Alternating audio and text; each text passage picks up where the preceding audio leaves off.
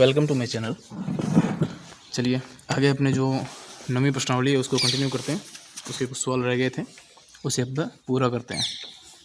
चलिए शुरुआत करते हैं क्वेश्चन नंबर 10 से। एक 80 मीटर चौड़ी सड़क के दोनों ओर आमने सामने समान लंबाई वाले दो खंभे लगे हुए हैं।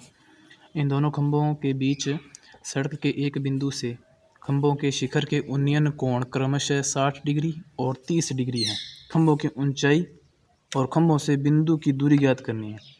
तो देखो यहाँ पर एक उसने बात बोली है कि भाई समान लंबाई है, आमने सामने ना, आमने सामने मतलब समान लंबाई वाले दो खंभे लगे हुए हैं। तो दो खंभे अपने सबसे पहले बना लेते हैं भाई।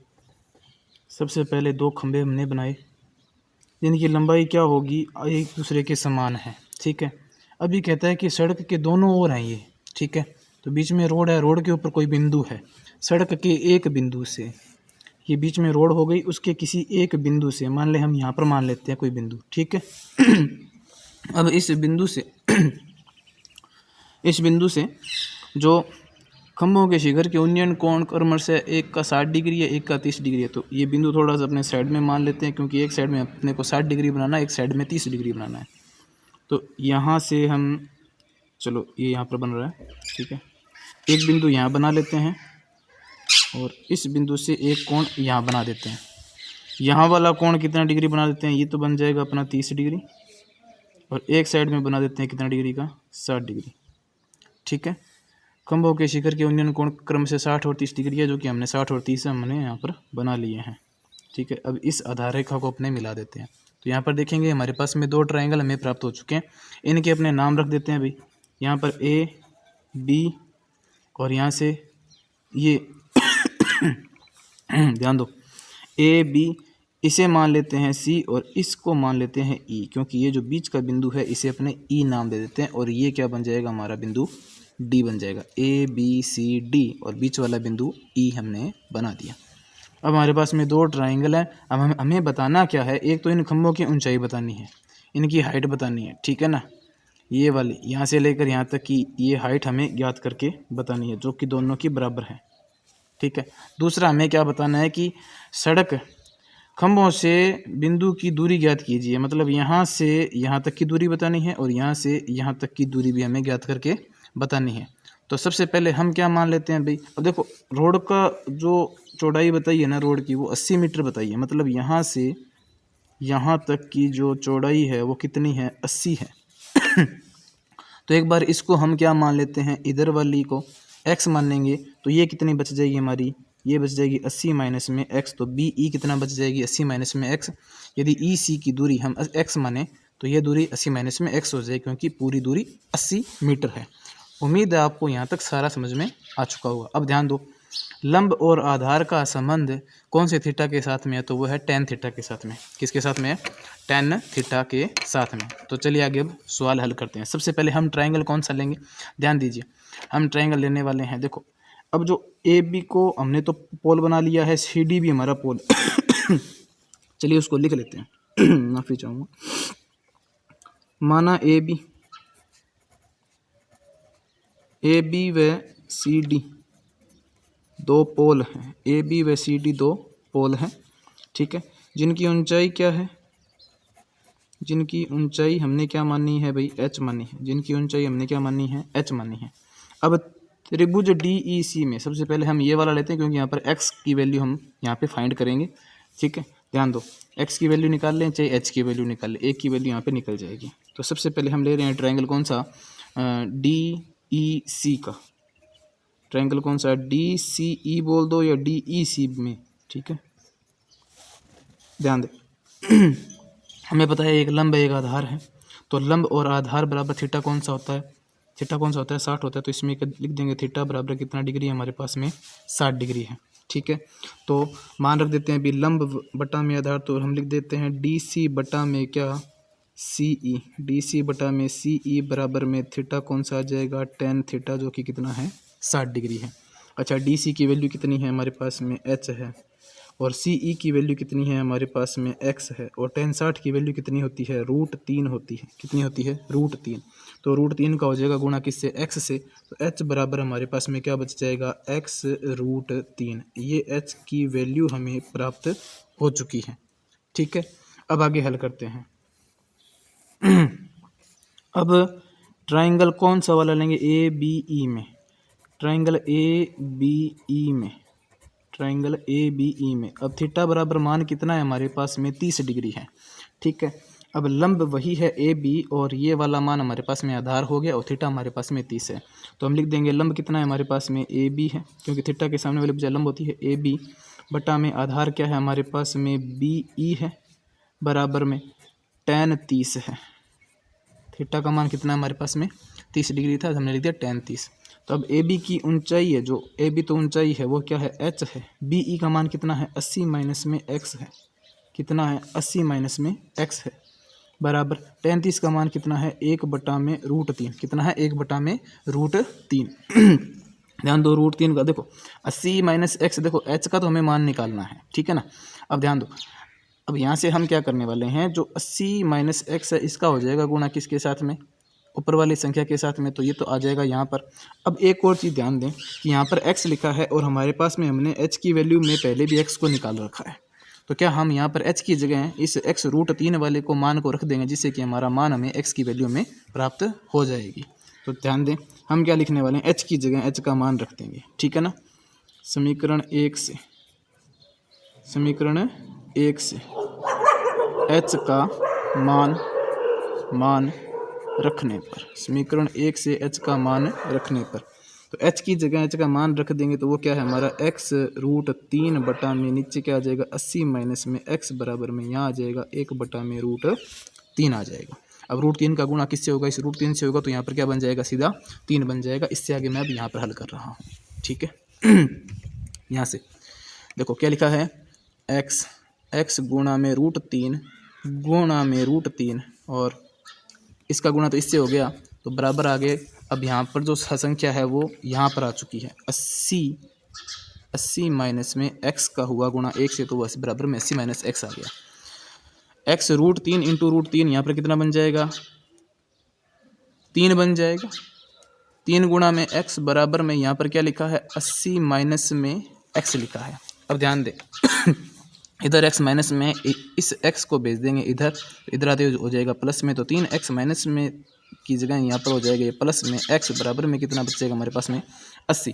अब ध्यान दो हमारे पास में 3x और x कितने x हो चुके हैं, 4x बराबर में क्या है 80, तो x बराबर में हमारे पास में क्या आ जाएगा 80 बट्टा में कितना 4, आंसर कितना आया 20। इसका मतलब हमारे पास में जो x की वैल्यू है वो कितनी आ चुकी है 20, अर्थात ये वैल्यू हमें 20 प्राप्त हो चुकी है। अभी तक हमें केवल x की वैल्यू प्राप्त हुई है, ये 20 है, तो ये क्या हो जाएगा, बी ई की वैल्यू क्या हो जाएगी, 80 माइनस में x मतलब कितना हो जाएगा 60। तो x की वैल्यू हमने ज्ञात कर ली, जो कि क्या है, ई सी की वैल्यू है, ई सी बराबर है, ये किसका मान आया है, ई सी का मान आया। अब हम किसका मान निकालेंगे, बी ई बराबर क्या आ जाएगा, 80 माइनस में क्या कर देंगे 20 बराबर हमारे पास में मान कितना आ जाएगा 60 मीटर। तो देखो भी दोनों खंभों की साइड से हमने एक तो इनकी दूरियां निकाल ली, अब रह जाती है क्या, उसकी हाइट। अब हमें हाइट ज्ञात करके बतानी है। तो ध्यान दो समीकरण, अब देखो x का मान हमने ज्ञात कर लिया, समीकरण 1, चलो इसको समीकरण 1 बना देते हैं भाई, ये बनाया नहीं था। h बराबर में क्या है, x √3 है, x का मान हमने कितना निकाल लिया 20, तो हम लिख देंगे खंभों की ऊंचाई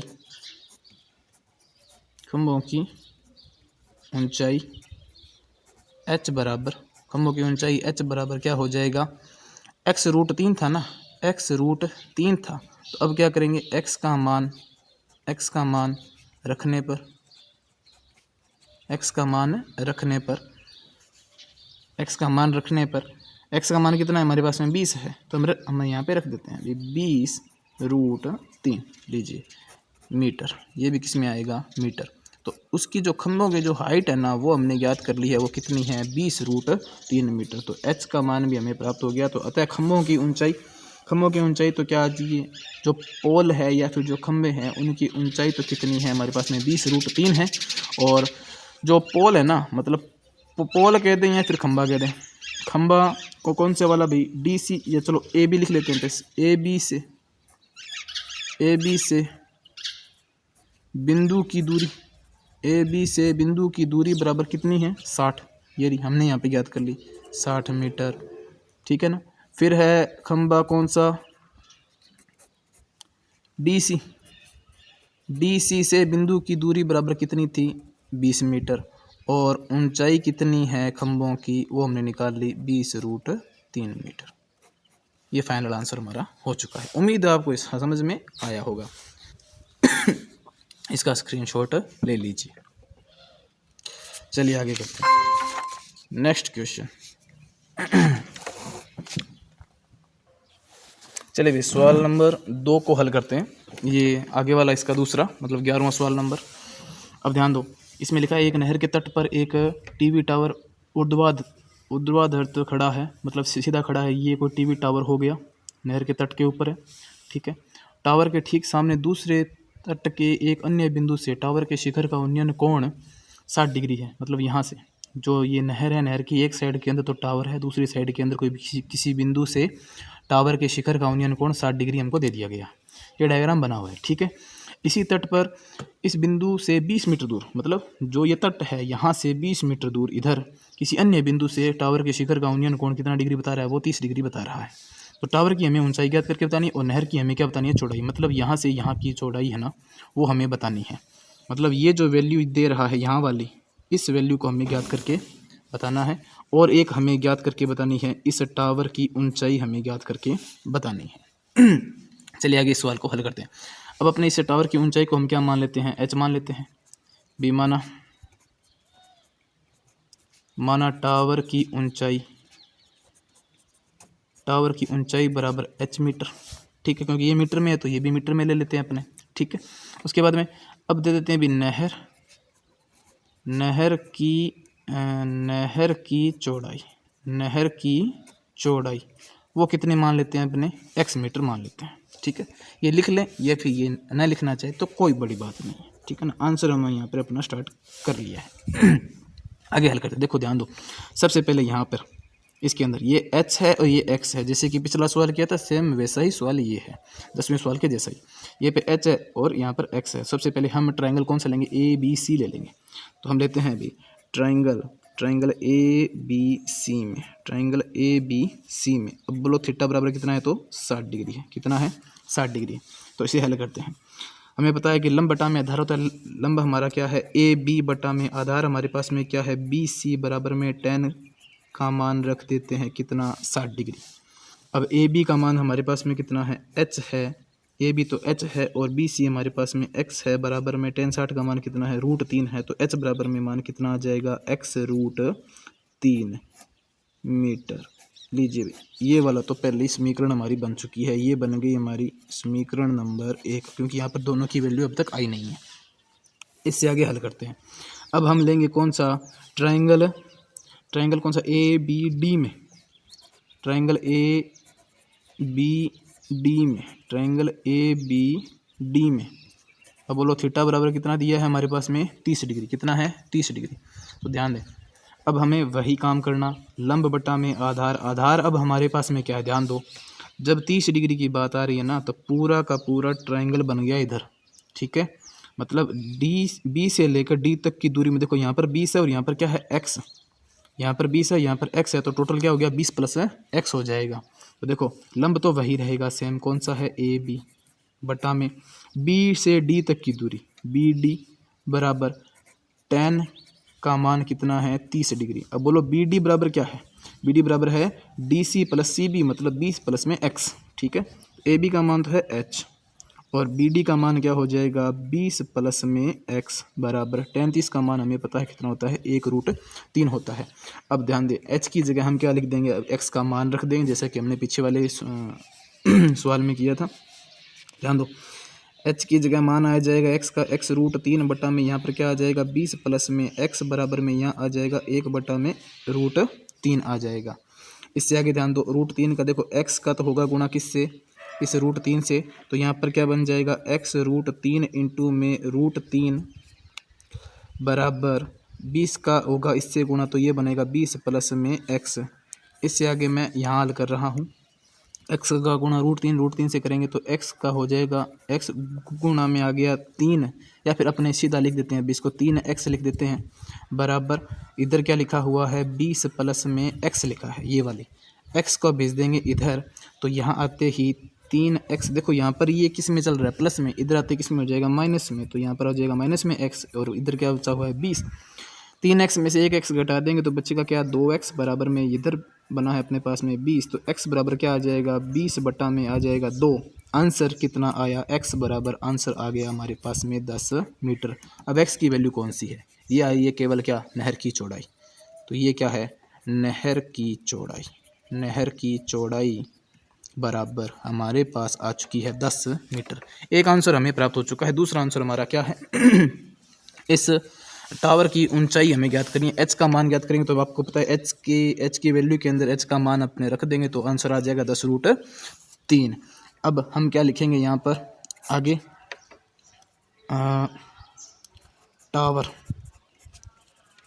टावर की ऊंचाई, टावर की ऊंचाई एच बराबर क्या लिखा हुआ है हमारे पास में x√3 था ना, तो अब क्या करेंगे यहाँ पर मान रखने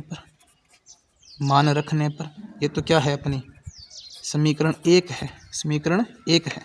अब ध्यान दो h बराबर क्या आ जाएगा, x का मान कितना निकाला है हमने 10, तो ये रहा x बराबर 10 था, 10 रख दिया, आगे क्या लिखा है √3, और आगे क्या लगा देंगे इकाई कौन सी है मीटर, तो अतः टावर की ऊंचाई बराबर कितनी आ जाएगी 10√3। तो दोनों आंसर हमने यहाँ पर निकाल दिए हैं।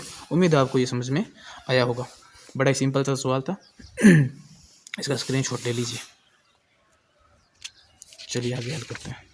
क्वेश्चन नंबर 12 कहता है कि 7 मीटर ऊंचे भवन के शिखर से एक केबल टावर के शिखर का उन्नयन कोण 60 डिग्री है और उसके आधार बिंदु का अवनमन कोण 45 डिग्री है। ध्यान दो 7 मीटर ऊंचा कोई भवन है, सबसे पहले तो हम एक भवन का निर्माण करते हैं भाई, ये ऊंचाई है कितनी 7 मीटर, ठीक।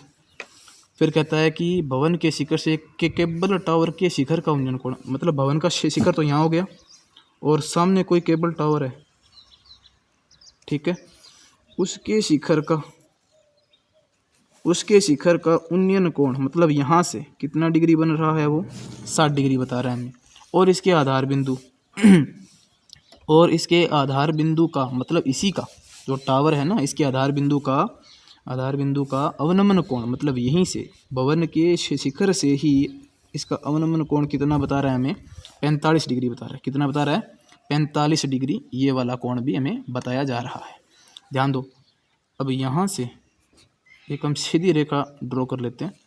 ये कह रहा है कि ये जो कोण है नीचे वाला वो हमें बता रहा है 45 डिग्री का, अवनमन कोण है जो 45 डिग्री का बताया गया है, ठीक है। आधार तो देखो ज़मीन तो एक जैसी रहेगी ना, तो हम यहाँ पर इसको आपस में मिला देते हैं, ठीक है, ये हमने मिला दिया।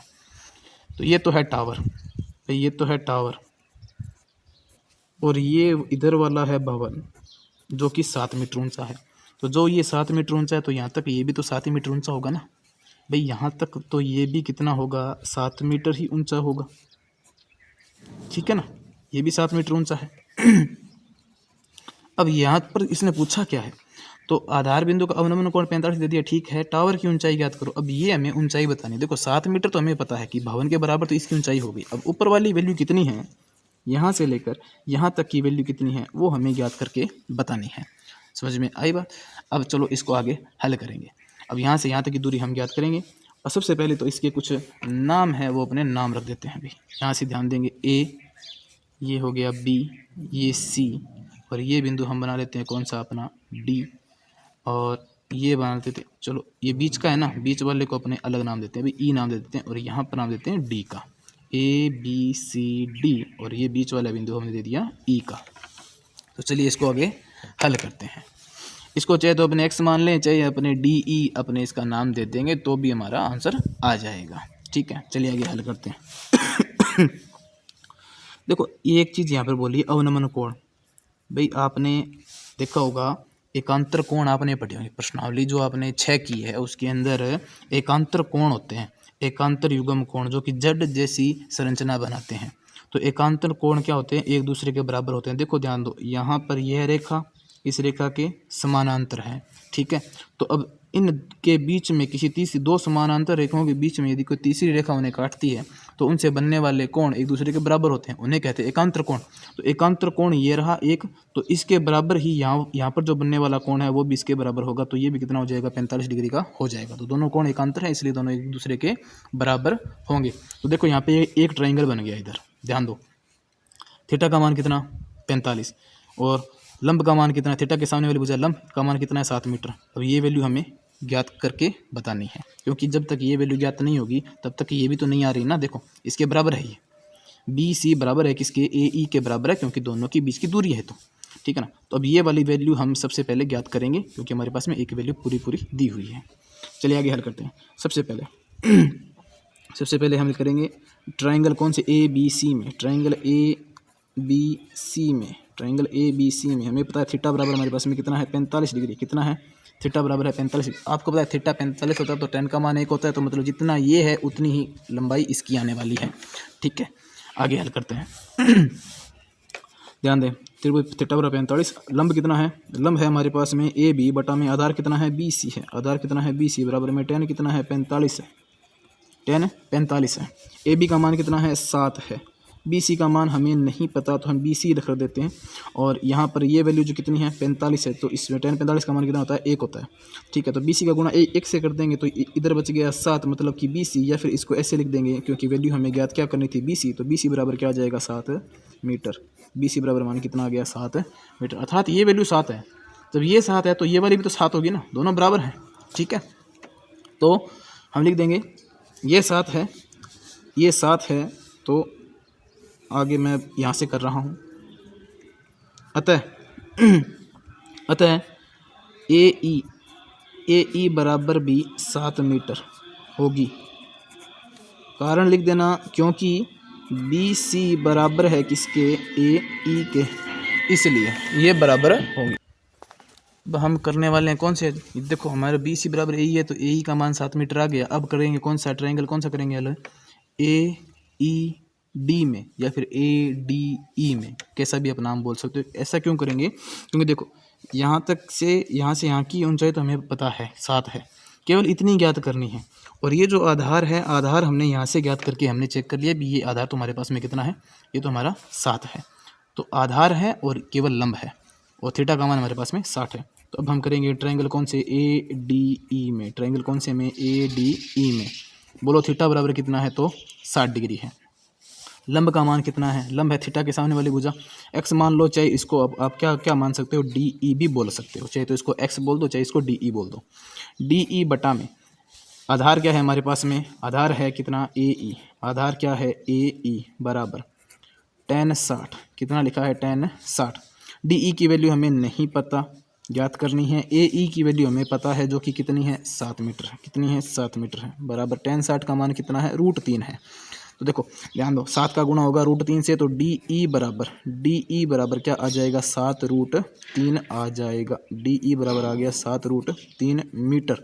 अब ध्यान दो, केवल डी ई हमें ज्ञात हो गया, वो है 7√3, और यहाँ पर कितना लिखा है 7 मीटर। अब हमें पूरे टावर की लंबाई बतानी है, तो हम अब लिख देंगे भाई टावर की लंबाई, टावर की लंबाई नहीं, टावर की ऊंचाई, टावर की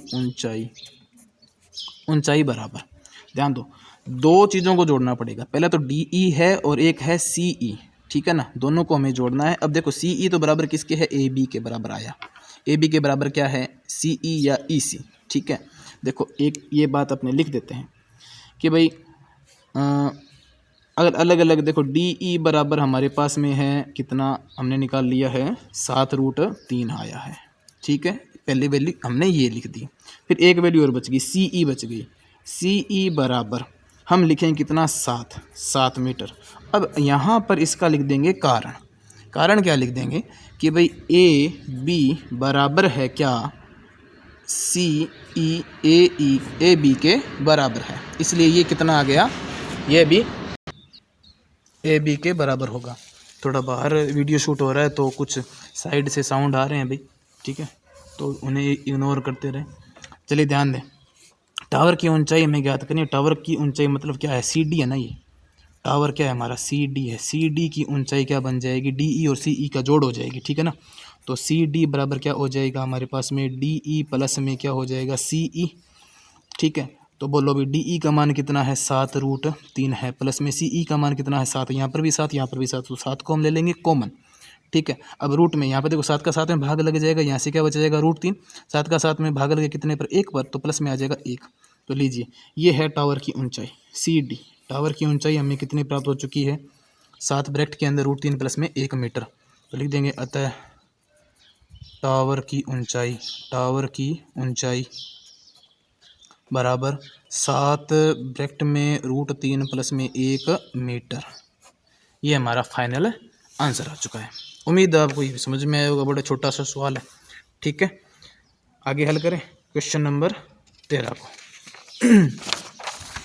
क्वेश्चन नंबर 13 क्या कहता है कि समुद्र तल से 75 मीटर ऊंची लाइट हाउस के शिखर से देखने पर 2 समुद्री जहाज़ों के अवनमन कोण बोलेगा ना, तो वो एकांतर कोण ही होंगे, उतना ही वो कोण नीचे भी बनेगा, ठीक है। तो चलिए सबसे पहले अब क्या कहता है, एक लाइट हाउस है ना, लाइट हाउस बना लेते हैं, ठीक है। ये कोई लाइट हाउस हो गया, ठीक है। अब ये तो इसका आधार तो रहेगा ना, ये इसका आधार हो गया, ठीक है। अब वो कहता है कि लाइट हाउस से कोई 2 जहाज़ें दिखती है उसको ना, 2 समुद्री जहाज़ें, अवनमन कोण 30 डिग्री और 45 डिग्री, मतलब एक तो 30 डिग्री वाला और एक 45 डिग्री वाला। 30 डिग्री वाला मतलब वो दूर होगा, 45 डिग्री है मतलब वो जहाज़ नज़दीक होगा। तो ठीक है, फिर ये कहता है कि यदि लाइट हाउस के एक ही और एक जहाज़ दूसरे जहाज़ के ठीक पीछे हो, एक दूसरे के पीछे हो गए, ये पीछे हो, तो 2 जहाज़ों के बीच की दूरी ज्ञात कर लो। मतलब हमें यहाँ से यहाँ तक की यह जो दूरी आ रही ना, ये अपने ज्ञात करनी, क्योंकि 2 जहाज़ों के बीच की दूरी यही है, ये बीच की दूरी हमें ज्ञात करके बतानी है। तो चलिए सबसे पहले देखो इनको क्या करते हैं, लाइट हाउस के शिखर से बताया ना हमें, तो शिखर के साथ में इसको मिला देते हैं, ठीक है।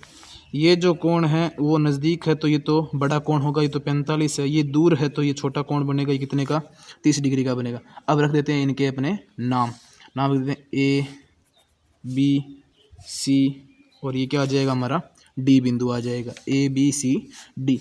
चलिए आगे हल करते हैं। अब देखो यहाँ पर ये क्या कहता है हमारे पास में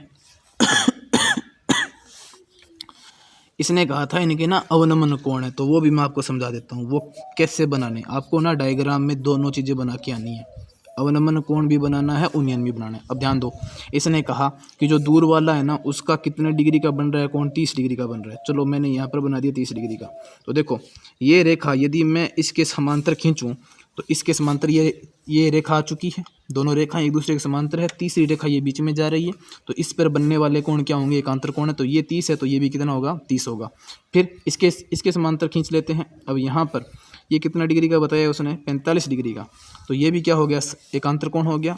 यहाँ से यहाँ तक ये 45 है तो ये वाली भुजा ये इस साइड में भी कितना बनाएगी 45 बनाएगी। तो ये अवनमन और ये उन्नयन कोण बन चुके हैं, दोनों एक दूसरे के क्या हो गए हैं बराबर हो चुके हैं, क्योंकि एकांतर कोण होते हैं इसलिए। चलिए आगे बात कर देते हैं। ये ए बी क्या हमारा लाइट हाउस है, तो हम लिख देते हैं अभी माना ए बी एक लाइट हाउस है, माना ए बी एक लाइट हाउस है, ठीक है। अब उसके बाद में सी और डी 2 जहाज है, सी व डी 2 क्या हैं जहाज हैं। अब बात कर लेते हैं ट्रायंगल किसमें ए बी सी में, ट्रायंगल किसमें ए बी सी में। सबसे पहला ट्रायंगल हमारा ये बना लिया हमने, ठीक है। अब इसकी हम बात करते हैं अभी यहाँ पर ये कितनी दूरी है कितनी नहीं है। देखो एक चीज़ इसने हमें बताई थी क्या कि भी समुद्र तल से 75 मीटर ऊंची लाइट हाउस। अब ध्यान दो ये हमें एक चीज़ बताई हुई है, वो कितनी है 75 मीटर ऊंची है, ये इसकी हाइट हमें सवाल में दी गई है, ठीक है ना। एक तो हमें ये दे दिया गया 75 मीटर ऊंची। अब ये 75 है और 10 का मान यहाँ पर 45 है, क्योंकि ये लंबा और ये आधार है तो ये भी कितना आएगा 75 आ जाएगा ना। तो सबसे पहले हम लेंगे कौन सा ट्रायंगल ए बी सी ले लेंगे। ट्रायंगल ए बी सी में थीटा बराबर कितना है 45 डिग्री है, ठीक है। तो सबसे पहले देखो लंब का मान क्या है हमारे पास में ए बी बटा में आधार क्या है हमारे पास में बी सी बराबर में 10 का मान कितना है 45 डिग्री, 10 का मान कितना है 45 डिग्री। ए बी का मान कितना है हमें पता है 75 है, कितना है भाई 75। तो हम लिख देंगे 75 बटा में BC का मान कितना है हमें नहीं पता, BC है और वह यहाँ पर है tan 45 का मान कितना होता है 1। तो BC का गुणा 1 से करोगे, BC का गुणा 1 से करोगे तो BC बराबर हमारे पास में मान कितना आ जाएगा 75 मीटर। कितना आ जाएगा भाई 75 मीटर, 75 मीटर मान हमारे पास में आ जाएगा। तो BC की वैल्यू हमें कितनी प्राप्त हो चुकी है 75 मीटर। अब आगे हल करते हैं। ये 75 है, अब ये हो जाएगा 75 प्लस में x, कब, जब हम थीटा का मान कितना मानेंगे 30, क्योंकि ये 75 और ये x 75 प्लस में x बना लिया जाएगा और थीटा बराबर आ जाएगा 30। तो हमारे पास में जो ये वैल्यू हमें ज्ञात करनी थी ना, वो हम क्या करेंगे लास्ट के अंदर ये पूरी वैल्यू में से 75 को घटा देंगे, हमें DC की वैल्यू प्राप्त हो जाएगी। उम्मीद है आपको अब तक यहाँ पर समझ में आ गया है। आगे हल करते हैं। ट्रायंगल कौन सा, आगे देखो ट्रायंगल किस में ABD में। अब बात करेंगे हम ट्रायंगल ABD में, ट्रायंगल ABD में बात कर लेते हैं भाई, ठीक है। पहले ये पूरी दूरी हम ज्ञात करने वाले हैं, ठीक है ना। ABD में सबसे पहले लिख लीजिए भाई थीटा बराबर हमारे पास में कितना है, तो वो है 30 डिग्री। थीटा कितना है 30 डिग्री है। आगे जो आधार है ना, आधार, चलो मैं यहाँ पे लिख देता हूँ भी बाद में कन्फ्यूजन ना हो। आधार हमारा क्या है BD है, आधार है BD बराबर, BD का मान क्या हो जाएगा BC प्लस में DC, BC प्लस में CD लिख दो, BC प्लस में CD का मान हमने कितना मान रखा है x मान रखा है, ठीक है ना। और ये वाला मान हमने कितना निकाला है 75 निकाला है। तो ये क्या बन जाएगा 75 प्लस में x बन जाएगा, ठीक है। तो आधार हमारे पास में आ गया। और लंब आपको पता ही है कितना है, लंब कितना है लंब AB है कितना 75 मीटर है। तो लिख लेंगे फॉर्मूला कौन सा होता है हमारा, लंब बटा में आधार, मतलब AB बटा में क्या आ जाएगा BD बराबर में हमारे पास में tan का मान कितना है 30 डिग्री है। कितना है 30 डिग्री हमारे पास में tan का मान है। तो चलो आगे हल करते हैं। अब AB का मान हमारे पास में कितना है 75 है, जो कि हमने लिखा था वो लिख लिया हमने 75 बटा में BD का मान हमारे पास में कितना है, ये रहा BD 75 प्लस में x है। तो लिख देते हैं 75 प्लस में x बराबर, और tan 30 का मान कितना है 1 बटा में √3। अब ध्यान दो √3 का गुणा किससे होगा 75 से होगा, इसका गुणा किससे होगा इससे होगा। तो 75 का गुणा इससे करेंगे और 75 प्लस में x का गुणा किससे करेंगे 1 से करेंगे। तो ध्यान दो कर देते हैं हल। चलिए आगे हल करते हैं।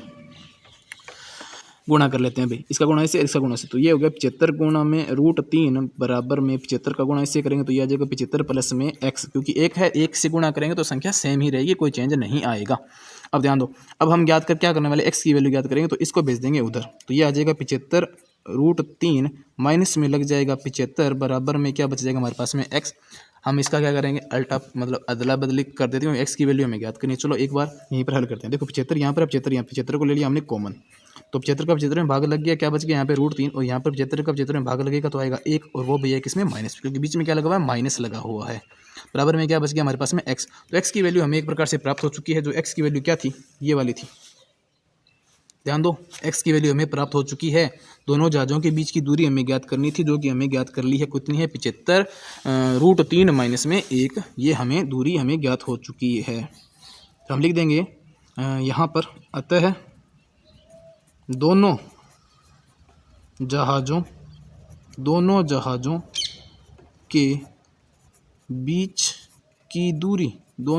के बीच की दूरी बराबर कितनी है 75 √3 माइनस में 1 मीटर। ये मीटर में हमारा आंसर आ चुका है। उम्मीद है आपको समझ में आया होगा। क्योंकि जब ये वाली वैल्यू ली ना हमने थीटा 30 वाला, तब यहाँ पर ये और ये दोनों का जोड़ ही हमने लिया था, ठीक है। चलिए आगे हल करते हैं क्वेश्चन नंबर 14, और इसके बाद में एक लास्ट रह जाता है 15। 14 नंबर क्वेश्चन ध्यान दो। 1.2 मीटर लंबी एक लड़की भूमि से 88.2 मीटर की ऊंचाई पर एक क्षैतिज रेखा में हवा में उड़ रहे गुब्बारे को देखती है। किसी भी क्षण लड़की की आंख से गुब्बारे का उन्नयन कोण 60 डिग्री है। अब देखो ऊंचाई कितनी है उसकी 88.2 इसकी ऊंचाई है, ठीक है। और फिर कहता है कि 1.2 मीटर लंबी एक लड़की है। तो सबसे पहले हम एक लड़की बना लेते हैं, यहाँ बना लेते हैं, ठीक है ना। इधर देखना, इधर देख, ये को लड़की है, इसकी हाइट है कितनी 1.2 मीटर है। कितनी हाइट है इसकी 1.2 मीटर की इसकी हाइट है, ठीक है। अब यहाँ से ये देखेगी तो भाई देखेगी तो जो क्षितिज है आंखों के सापेक्ष में बनेगा। ठीक है, अब यहाँ से ये इसका जो इसकी हाइट है इसके अकॉर्डिंग अब यहाँ आ चुका है। अब ध्यान दो, ये कहती है कोई पतंग उड़ रही है, ठीक है ना, क्या है ये क्षितिज पर हुआ गुब्बारा है, ठीक है ना, उड़ रहे गुब्बारे को देखती है। गुब्बारे की हाइट कितनी है, यहाँ पर दे दी हमें 88.2 मीटर गुब्बारे की हाइट है। तो सबसे पहले हम क्या कर लेते हैं, गुब्बारे को बना लेते हैं भाई। यहाँ पर एक अपने गुब्बारे को बनाया और उसकी हाइट ज़मीन से, कहाँ से भाई, ज़मीन से, यहाँ से इसकी हाइट कितनी है 88.2 मीटर है। फिर ये कहता है ये हाइट है इसकी 88.2 मीटर, हमने ये बना दी। फिर कहता है कि उन्नयन कोण, तो किसी भी क्षण लड़की की आंख से गुब्बारे का उन्नयन कोण 60 डिग्री है। मतलब सबसे पहले जो उसका उन्नयन कोण बना था वह कितना डिग्री बना, उससे 60 डिग्री का बना। उसके बाद कहता है कि कोण घटकर 30 डिग्री हो जाता है। अब भाई कोण घटकर 30 डिग्री हो जाता है इस अंतराल के दौरान गुब्बारे द्वारा तय की गई दूरी का, तो क्योंकि गुब्बारा आगे की ओर जा रहा है, जब गुब्बारा आगे की ओर जाएगा मतलब जहाँ से कोण बनाना है अगर वहाँ से उसकी दूरी बढ़ेगी तो कोण का मान घटेगा। मान लें कि गुब्बारा आ जाता है भाई, यहाँ पर आ गया गुब्बारा। अब यहाँ पर गुब्बारा आएगा तब उसकी आंख से बनने वाला कोण है वो 60 की बजाय कितने डिग्री का बन रहा है, 32 डिग्री का बन रहा है, किंतु गुब्बारे की हाइट सेम है। गुब्बारा पहले भी 88.2 मीटर पे था, अभी 88.2 मीटर पे है, किंतु क्या ये रियल में उसकी आंखों के सापेक्ष में 88.2 मीटर ही है क्या, तो ये ऐसा नहीं है, क्योंकि इसकी अगर एक्चुअल में इसकी हाइट निकालें तो 1.2 मीटर की तो ये खुद हो गई, और 88.2 मीटर ये धरातल से ऊंचा है। तो हम क्या करेंगे, अब ये जो बीच की दूरी है मतलब गुब्बारे की इसकी आंखों के सापेक्ष में इसकी हाइट के बराबर में, तब इसकी 88.2 में से घटा देंगे कितना, 1.2। तो हम यहाँ पे लिखने वाले हैं क्या भाई, गुब्बारे की लड़की की आंखों के सापेक्ष ऊंचाई, गुब्बारे की लड़की की आंखों के सापेक्ष में ऊंचाई कितनी है वो हम निकालेंगे। आंखों का मतलब हो गया पूरी की पूरी लड़की की हाइट हो चुकी है, वो इसमें से क्या कर लेंगे, घटा देंगे। तो हम क्या लिखने वाले हैं, 88.2 माइनस में कर देंगे कितना, 1.2 कर देंगे, हमारे पास में वैल्यू कितनी आ जाएगी, 87 मीटर। तो असल में गुब्बारा कितने मीटर ऊंचा उड़ रहा है, 87 मीटर ऊंचा उड़ रहा है। अब हम इसके ना कुछ अपने नाम रख देते हैं भाई, जो जो वैल्यू हमने यहाँ पर माननी है। सबसे पहले ध्यान दो, यहाँ पर हम मान लेते हैं ए, और इसे अपने मान लेते हैं बी, और यहाँ पर अपने देखो ए बी, और इधर मान लेते हैं जो भी आपका मन करे, जहाँ पर आप कुछ भी इसको मान सकते हो, ठीक है ना। तो ए बी कोई लड़की हो गई, फिर सी डी हमने इसको मान लिया, फिर ठीक है, और यहाँ से मान लेते हैं ई एफ जी, इनके बाद में आवश्यकता हमें नहीं है, ध्यान दो। अब आगे हल करते हैं, ध्यान दो। सबसे पहले ट्रायंगल हम ले लेते हैं कौन सा, ए सी डी में, क्योंकि सबसे पहले हमारे पास में ये वैल्यू है। अब ध्यान दो, हमें ये हाइट पता है, ये हाइट हमारे पास में कितनी है, 87 मीटर। गुब्बारे की जो हाइट है वो एक्चुअल में कितनी है, 87 मीटर है। अब ये हमें आधार इसका ज्ञात करना है, ये वाली वैल्यू हमें ज्ञात करनी है सबसे पहले, ठीक है। ये वाली वैल्यू ज्ञात हो जाएगी, उसके बाद में हम थीटा कौन सा लेने वाले हैं, 30, जो कि हमने लिखा नहीं है अभी तक, वो लिख देते हैं। यहाँ पर थीटा 30 बन गया था, इसकी वैल्यू लेंगे तब हम ट्रायंगल कौन सा लेंगे, ए ई एफ ट्रायंगल लेंगे, जिसके अंदर इस वाली भुजा और इस वाली भुजा दोनों का जोड़ आ जाएगा, और हमें ये वाली वैल्यू x मानेंगे तो ये वैल्यू हमें प्राप्त हो जाएगी, जैसे कि हमने सवाल नंबर 13 में किया था। तो देखो सबसे पहले हम लेते हैं ट्रायंगल कौन से वाले में, ट्रायंगल ए सी डी में। ट्रायंगल ए सी डी में थीटा बराबर मान कितना है हमारे पास में, 60। देखो इसके लिए देखो ये रहा थीटा, यहाँ से स्टार्ट हुआ तो इसका मान थीटा 60 डिग्री है। ध्यान दो, लंब कितना है इसका, 87 है। वही है भाई, लंब सी डी है ना। देखो सी डी बराबर है किसके, ई एफ के। सी डी बराबर है किसके, ई एफ के। दोनों ही कितने मीटर के हैं भाई, 87 मीटर के हैं, ठीक है ना। तो ध्यान रखना, ये गुब्बारे क्यों चाहिए। तो हमारे पास में लंब है सी डी बटा में आधार है कितना, ए डी, आधार है कितना, ए डी, और यहाँ पर है tan 60। यहाँ पर क्या लिखा है, tan 60 लिखा है। बोलो भाई tan 60 का मान कितना होता है, √3 होता है। तो सी डी का मान कितना है, सी डी का मान तो है 87 बटा में ए डी का मान है हमारे पास में, ए डी है ही नहीं कुछ, और यहाँ पर तो √3 आ जाएगा। अब ध्यान दो, ए डी का गुणा होगा किससे, √3 से, तो √3 इसकी जगह आ सकता है ना, तो ए डी बराबर हमारे पास में क्या आ जाएगा, 87 में √3 का भाग लग जाएगा, तो ए डी बराबर में क्या आ जाएगा, 87 में √3 का भाग लग जाएगा। तो हमारे पास में ए डी की वैल्यू आ गई 87/√3 मीटर। तो ये ए डी की वैल्यू हमें प्राप्त हो चुकी है। अब हम बात करने वाले हैं ट्राइंगल कौन से की, अब यहाँ से आगे हल करते हैं। अब बात करते हैं ट्राइंगल AEF की। ट्राइंगल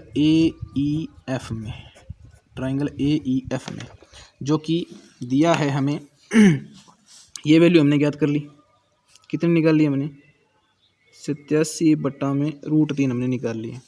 ये यहाँ से लेकर यहाँ तक कितनी है, 87 मीटर होती है, ठीक है। पूरी जो हाइट थी वो तो थी 88.2 मीटर, किंतु इतनी भी हाइट कितनी है इसकी, 87 मीटर। अब ये वाली वैल्यू हम क्या मान सकते हैं, x मान सकते हैं। तो चलो हल करते हैं, या फिर इसको x न मानकर हम इसको DF ही मानेंगे, ताकि आसानी से बार बार लिखना नहीं पड़े। ध्यान दो, DF ही मानेंगे। AEF ट्रायंगल कौन सा, AEF के अंदर अब थीटा का मान कितना है हमारे पास में, 30 है। कितना है, थीटा का मान हमारे पास में है 30 डिग्री। अब बोलो इसकी ना एक एक चीज़ हम यहाँ पे लिख देते हैं पहले, ताकि कन्फ्यूजन ना हो। देखो लंब कितना है, लंब है जिसका नाम क्या लिख लीजिए पहले, तो लंब है कौन सा, EF है। EF की ऊंचाई कितनी है, 87 मीटर है। तो लंब हमें प्राप्त हो गया। अब बारी आती है किसकी भी, आधार की। देखो थीटा तो हमने लिख लिया, लंब आ गया, आधार लिख लेते हैं। अब बोलो आधार का पहले सब तो नाम लिखो, AF है। आधार क्या है, AF है। अब AF बनेगा कैसे, F के बीच में एक बिंदु और आ रहा है, देखो A से D को जोड़ेंगे भाई, AD में जोड़ना है किसे, DF को। अब ये क्या बन गया, A से F की दूरी आ गई हमें प्राप्त हो गई। अब ध्यान दो, AD की दूरी हमारे पास में कितनी है, 87। कितनी है भाई, 87√3 है। और प्लस में DF की जगह हम क्या लिखने वाले हैं, DF ही लिखने वाले हैं, ठीक है। तो ये जो दूरी आ रही है वो हमारा आधार हो गया, ठीक है ना। ये आधार की वैल्यू हमने निकाल ली। अब ट्रायंगल के हिसाब से हमें क्या करना, आगे हल करना है। आगे हल करते हैं भाई। देखो लंब बटा में आधार, लंब कितना है, EF। लंब क्या है हमारे पास में, EF। और आधार हमारे पास में क्या है, AF है। आधार क्या है, AF है। बराबर में tan का मान कितना है, 30 है। तो tan 30 डिग्री हमने लिख लिया। उम्मीद है आपको एक एक चीज़ यहाँ से समझ में आ रही होंगी। तो EF हमने लिख लिया। EF का मान बोलो कितना है, तो 87 है। बटा में AF का मान कितना है, AF का मान है 87/√3 प्लस में लिखा है DF। और यहाँ पर tan 30 का मान है 1/√3। कितना लिखा है, 1/√3 लिखा है। ध्यान दें, अब हम क्या करेंगे, इसका गुणा कर देंगे। देखो √3 का गुणा तो किससे हो जाएगा, 87 से हो जाएगा, ठीक है। और ये वाली वैल्यू आ जाएगी इधर हमारी, इस ओर आ जाएगी, ठीक है ना। तो चलो इसको आगे हल करते हैं। चलिए आगे हल करते हैं। इसका गुणा इससे कर देते हैं, तो ये तो बना लेगा भाई 87√3 बराबर, और इस संख्या का पूरा होगा गुणा 1 से, तो ये इधर आ जाएगी संख्या, ये आ जाएगी 87/√3 प्लस में क्या लिखा है, DF। अब DF का हमें मान ज्ञात करना है, तो ये वाली जो वैल्यू है पूरी की पूरी, इस वैल्यू को भेज देते हैं इधर भेजेंगे तो इसके साथ ही माइनस में लग जाएगी। तो यहाँ से आगे यहाँ से हल कर रहा हूँ। 87√3 माइनस में आ जाएगा कितना, 87/√3 बराबर में क्या लिखा है, DF। अब जो वैल्यू हमें ज्ञात होने वाली है ना, वो DF की ज्ञात होगी। तो मैं यहाँ पर DF को इधर लिख लेता हूँ भी बराबर में, ठीक है ना, क्योंकि ज्ञात करने वाली वैल्यू को रख देते हैं इधर। अब बोलो यहाँ पर √3 है, तो LCM, और इसके बटा में क्या मान लेते हैं, अपने 1 मान लेते हैं। तो LCM क्या आ जाएगा, इनका √3 ही आ जाएगा। LCM ले लिया हमने, कितना आ गया, √3 इनका LCM है। 1 का भाग लगाएंगे √3 में, तो √3 ही आएगा। और √3 का गुणा करेंगे ऊपर वाले संख्या 87√3 के साथ में, तो ये बन जाएगा 87 गुणा में 3 बन जाएगा, क्योंकि √3 का गुणा √3 से हो जाएगा, तो ये सीधा 3 बन जाएगा। माइनस √3 का भाग √3 में लगाएंगे, 1 आएगा। 1 का गुणा 87 से करेंगे तो 87 ही आ जाएगा, ठीक है। इसका इसके साथ में होगा गुणा, तब यहाँ पर वैल्यू हमें कितनी प्राप्त हो जाएगी, 261 में से कितना घटाएंगे, 87 बटा में कितना आ जाएगा, √3 आ जाएगा। 261 में से आप 87 घटा दो, आंसर हमारे पास में कितना प्राप्त हो जाएगा, 174। कितना, 174 बटा में कितना आ जाएगा, √3। अब आपको पता है कि भाई नीचे जो वैल्यू होती है √3 रूट वाले मान को अपने हटाते हैं तो क्या करेंगे, ऊपर नीचे भी क्या कर देंगे, √3 के गुणा कर देंगे, √3 के ऊपर नीचे मल्टीप्लाई करेंगे तो यहाँ पर देखो 174 गुणा में √3 कितना आ जाएगा हमारे पास में 174 √3 बटा में इधर कितना आ जाएगा नीचे सीधा 3 का इसमें भाग लगाओगे तो मान कितना आ जाएगा 58 √3। तो ये फाइनल आंसर हमारा ये रहा 58 √3 मीटर। अतः गुब्बारे द्वारा चली गई दूरी जो कि क्या है DF हमारे पास में कितने आ चुका है 58 √3 आ चुका है। एक तो हमने ऐसे किया, इसका स्क्रीनशॉट ले लीजिए। दूसरा एक और तरीका आपको बताता हूँ जो कि इससे थोड़ा आसान रहेगा। उम्मीद है आपने इसका स्क्रीनशॉट ले लिया होगा। चलिए मैं किसी और पेज के ऊपर आपको यहाँ से आगे दोबारा से करके बताता हूँ जहाँ से हमने किया था। हमने यहाँ पर क्या ज्ञात कर लिया है, AD की वैल्यू हमने ज्ञात कर ली, ठीक है। देखो अब जो ट्रायंगल हमने लिया था जो दूसरा वाला, इसमें हमने देखो यहाँ पर क्या माना, थीटा तो 30 है ही, लंब कितना है 87 है, ठीक है ना। आधार AF ही लेते हैं, आधार को ADF में नहीं बांटकर सिर्फ क्या लेते हैं AF ही ले लेते हैं। तब देखो इसकी वैल्यू क्या बन जाती है। तब यहाँ से आगे मैं इस पे हल कर रहा हूँ, ठीक है ना। यहाँ से चलो उसको मैं हटा ही देता हूँ और हमारे पास में इसको इसके आधार को हम क्या मान लेते हैं AF, आधार AF ही है, ठीक है। चलो आगे हल करते हैं। तो लंब का मान कितना है, लंब है हमारे पास में कौन सा भी, अरे लंब है हमारे पास में क्या EF बटा में आधार क्या है हमारे पास में AF बराबर में, और tan का मान कितना है, tan का मान है 30। तो बोलो भी EF का मान कितना है 87 है, तो 87 बटा में AF की जगह लिख देते हैं AF बराबर में tan 30 का मान कितना है 1 बटा में √3 है। तो √3 का गुणा किससे होगा 87 से हो जाएगा, तो ये बन जाएगा 87 √3 बराबर में क्या आ जाएगा हमारे पास में AF आ जाएगा। तो देखो AF की वैल्यू तो हमें प्राप्त हो चुकी है, मतलब ये वाली वैल्यू हमें प्राप्त होगी कितनी 87 √3, और पहली वैल्यू जो हमने निकाली थी वो कितनी थी हमारे पास में वो थी 87 बटा में √3 थी। ये वाली तो 87 के बटा में √3 थी और ये वाली आ गई 87 √3 आ चुकी है। ध्यान दें, अब आगे इसको हल करते हैं। बात वही आ गई सेम, कहाँ पर देखो 87 √3 और 87 बटा में √3, ठीक है। सेम वैल्यू हमें प्राप्त हो रही है, देखो 87 √3 यहाँ पर हमने निकाला था। अब इसको हल कैसे करना है, देखो एक साइड की वैल्यू को देखो हमने यहाँ पर ये 87 √3 किया था ना, इसको हल करके हम क्या कर सकते हैं, ऊपर नीचे √3 ये इसका √3 हटा दें यहीं से, तो ऊपर नीचे क्या कर देंगे √3 के मल्टीप्लाई कर देंगे, ठीक है ना। ऊपर नीचे √3 से मल्टीप्लाई करने पर तो ऊपर कितना बन जाएगा हमारे पास में 87 √3 बटा में कितना आ जाएगा 3, और 3 का इसमें भाग लग जाएगा तो 3 दूए 6, 3 दूए 6, 2 7, 3 में 27, 29 √3 हमारे पास में असल में AD की वैल्यू कितनी प्राप्त हो गई है, असल में 29 √3। अब यहाँ पर ये AF कितना आया है 87 √3 और AD कितना हमने इसको बना लिया है 29 √3 हमने इसको बना लिया है। अब हम क्या कर सकते हैं भाई, हमें ज्ञात क्या करना है DF ज्ञात करना है, तो AF में से क्या कर देंगे AD को घटा देंगे, तो इस पूरी दूरी में से ये दूरी घटा देंगे तो DF हमें ज्ञात हो जाएगा। तो हमें ज्ञात करना है कौन सा DF बराबर क्या कर देंगे AF माइनस कर देंगे जिसको AD को, पूरी दूरी कितनी है 87 √3 में से घटा देंगे कितना 29 √3 घटा देंगे तो DF बराबर हमें कितना प्राप्त हो जाएगा 58 √3 मीटर। तो एक तरीका ये था कि हमने जो यहाँ पर √3 आ रहा था उसको शुरुआत में हटा दें तो हमारे पास में जो वैल्यू बचेगी वो बचेगी 29 √3 बच जाएगी, ठीक है। ये √3 है 29 बार है और यहाँ पर जो √3 है वो 87 बार है, तो 87 में से 29 घटा देंगे तो जो ये आगे वाली वैल्यू बची हुई है वो हमें 58 √3 में प्राप्त हो जाएगी। उम्मीद है आपको यहाँ पर समझ में आया होगा, चाहे तो इसका अब स्क्रीनशॉट आप ले सकते हैं, ठीक है ना।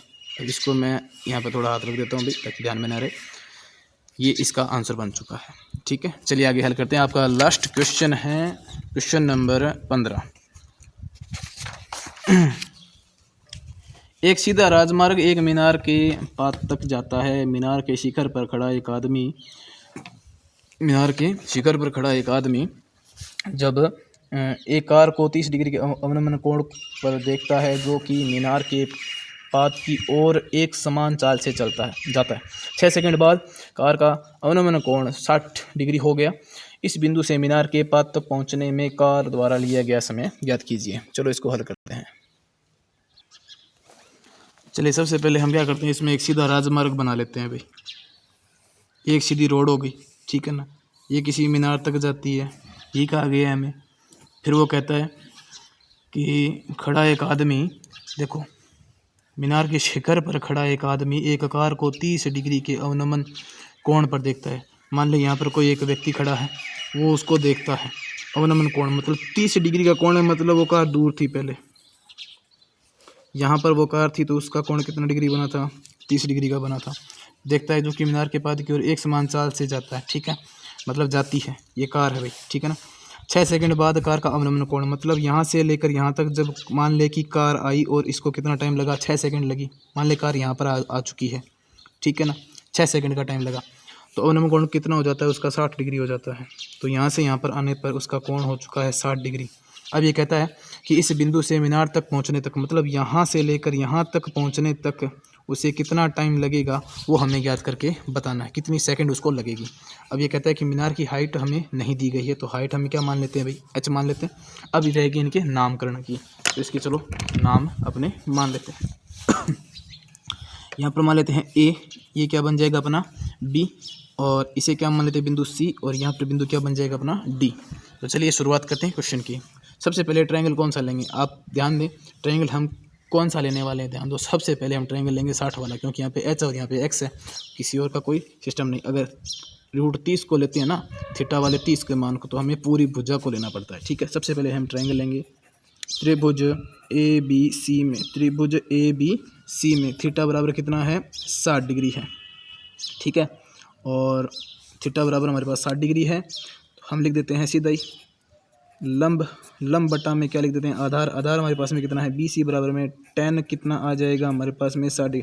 डायग्राम बना देना, बार बार लिखने की आवश्यकता नहीं है, ठीक है। AB की का मान हमारे पास में कितना है, h है, AB तो h है, और आधार हमारे पास में कितना है, x है, बराबर में tan 60 का मान कितना होता है, ये होता है √3 होता है। तो √3 का गुणा तो x से हो जाएगा, तो h की वैल्यू हमें प्राप्त हो रही है। तो h बराबर हमें क्या प्राप्त हो गया, x √3, h की वैल्यू हमें प्राप्त होगी। इससे चाहे तो आप समीकरण नंबर 1 नाम दे सकते हो, h की वैल्यू हमें प्राप्त होगी। अब क्या कर लेते हैं, क्योंकि ये हमें ज्ञात करना था, ध्यान दो। अब हम बात कर लेते हैं किसमें, ट्रायंगल किसमें, ट्रायंगल ABD में, ट्रायंगल ABD के अंदर ध्यान दो। अब थीटा का मान कितना है हमारे पास में, 30 डिग्री है, ठीक है। लंब कितना है, लंब वही है, कितना है, AB है। अब किंतु आधार चेंज हो गया, अब आधार में देखो बढ़ गया है, देखो ये तो था BC और ये आगे और जुड़ गया, तो 6 प्लस में x जोड़ देंगे। देखो पूरी भुजा की देखो लंबाई कितनी होगी, 6 प्लस में x, ठीक है। तो हम इसको क्या लिख देंगे, BD, नाम तो ये लिखेंगे भाई, एक बात तो नाम क्या रखेंगे, DB या BD बराबर में हमारे पास में मान कितना है, tan कितना है हमारे पास में, 30 डिग्री, tan कितना है, 30 डिग्री है। तो देखो AB का मान h है और BD का मान कितना है, 6 प्लस में x है, कितना है, 6 प्लस में x है, बराबर में tan 30 का मान कितना होता है, 1 बटा में √3 होता है। अब h की जगह हम क्या रखने वाले हैं, h का मान रख देंगे। वह कितना है, x √3 बटा में क्या आ जाएगा, अब 6 प्लस में x बराबर में क्या आ जाएगा, 1 बटा में √3 आ जाएगा। ऐसा हमने क्यों किया, लिख देंगे समीकरण 1 से हमने ऐसा किया, ठीक है। h की जगह हमने h का मान रख दिया है। तो √3 का गुणा तो x से हो जाएगा, तो ये तो क्या बना लेगा, x इंटू में √3 बराबर में 6 प्लस x का गुणा 1 से हो जाएगा, तो ये बन जाएगा इधर 6 प्लस में x में, ठीक है। तो यहाँ पर ये क्या बन जाएगा, और x को भी भेज देते हैं इधर, दोनों काम साथ में कर देते हैं। तो यहाँ पर x का गुणा √3 इंटू √3 तो बन जाएगा सीधा 3, तो ये बन जाएगा x गुणा में 3, और ये इधर आते ही वैल्यू x किस में चला गया, माइनस में, इधर क्या बचा हुआ हमारे पास में 6। तो देखो भाई 3x में से 1 x घटा दोगे तो हमारे पास में कितने x बच जाएंगे, 2 x बच जाएंगे, बराबर में क्या लिखा हुआ है 6। तो x बराबर में क्या आ जाएगा, 6 बटा में कितना आ जाएगा, 2, मतलब मान कितना आ गया 3। अर्थात पहले कितनी सेकंड लग रही थी, 6 सेकंड, अब कितनी सेकंड लग रही है हमें, 3 सेकंड लग रही। तो मीनार तक पहुँचने तक कार को कितने सेकंड का समय लगेगा, तो भाई 3 सेकंड का समय लगेगा। x की वैल्यू हमने ज्ञात कर ली है, और इसको लास्ट में लिख देंगे यहाँ पर। अतः कार को मीनार तक पहुँचने में 3 सेकंड का समय लगेगा। उम्मीद है आपको ये सवाल समझ में आ गया होगा। देखो भी वीडियो थोड़ी लंबी हो जाती है क्योंकि समझाने लगे ना तो वीडियो थोड़ी सी लंबी बन जाती है। बाकी समझ में आपके आए, मैं तो यही चाहता हूँ कि आपके अच्छे से हर चीज़ समझ में आए और कोई भी डाउट आपके न रहे। उम्मीद है आपको यहाँ तक सब कुछ समझ में आ रहा है। अगर अच्छा लगे, समझ में आए तो लाइक कीजिए, शेयर कीजिए, कमेंट कीजिए, जो भी आपके साथी हैं उनके साथ में इसको शेयर करें। Thank you so much. आगे नेक्स्ट टॉपिक जल्द ही करेंगे।